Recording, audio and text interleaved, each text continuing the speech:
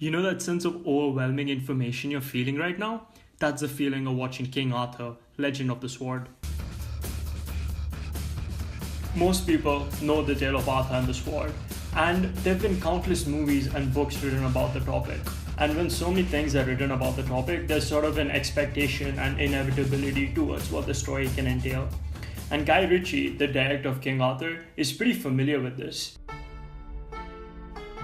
He made the Sherlock Holmes series in 2009 and 2011, where the audience sort of knew that Sherlock's going to solve the case, just like they know Arthur is going to get the Excalibur and defeat Vortigern. This doesn't mean that the story isn't worth revisiting though, and I think each readaptation sort of brings about its own play towards it.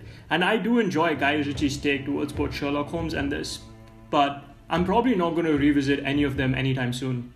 And that's because the force of urgency which Guy Ritchie takes towards his movies creates such flat characters that I feel like it lacks a certain sort of immersiveness. The breakneck speed of Arthur growing up and the controversially short scene in Darklands serve to show importance. The movie chose to negate the building of whole characters and subplots in an attempt to zone in on one theme, Arthur's embracing of his lineage.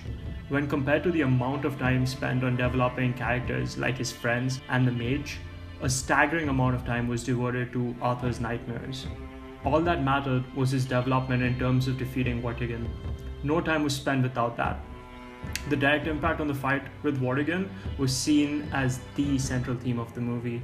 This streamlining worked to create a sense of urgency in the film. This sense of urgency was not only central to the plot of the movie, but was also central to the way the story was told. Plot-wise, it was central to the protagonist, antagonist, and the supporting characters in unique ways. Vortigern took the prophecy of Arthur ascending the throne as a challenge rather than an inevitability, and chose to build his tower and sort of look for Arthur as soon as he could to fight against it. The mage constantly pushed Arthur to prepare for the fight faster than what would be ideal.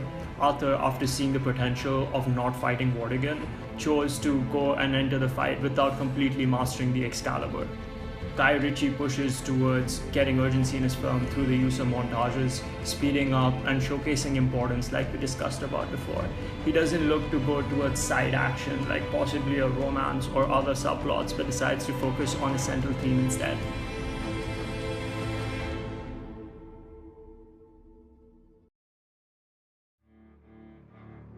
This is where the movie puts me in a paradigm. I felt like I'm constantly being held on a narrow, somewhat shallow plotline without any space for exploration. I think it's akin to going on a roller coaster. I was thrilled and enjoyed the ride, but it was so fast I couldn't enjoy the views at the top.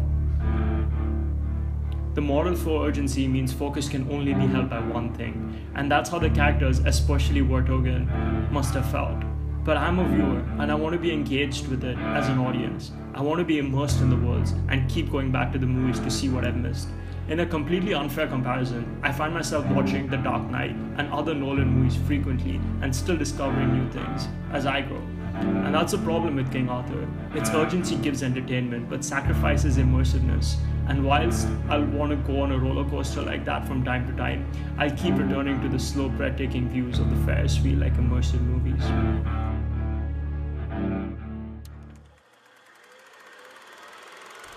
Is the movie meant to be compelling on more than one watch? I'd love to hear your opinion. Leave a line in the comments below.